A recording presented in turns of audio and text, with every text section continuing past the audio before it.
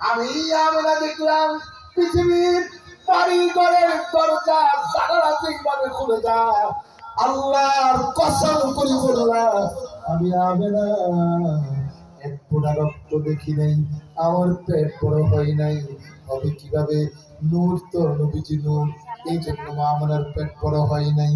যদি মা আমেনা বলেন আল্লাহর কসম এক ফোঁটা রক্ত বের হয় নাই, কোনো শিলাই লাগে নাই, পৃথিবীর কোনো ডাক্তার লাগে নাই, আল্লাহর কসম আমি আমেনা তাকায় দেখলাম আমার নবীর একটু নিচে লজ্জাস্থানে একটু উপরে দিয়া দরজার মতো জানালার মতো খুলে গেল।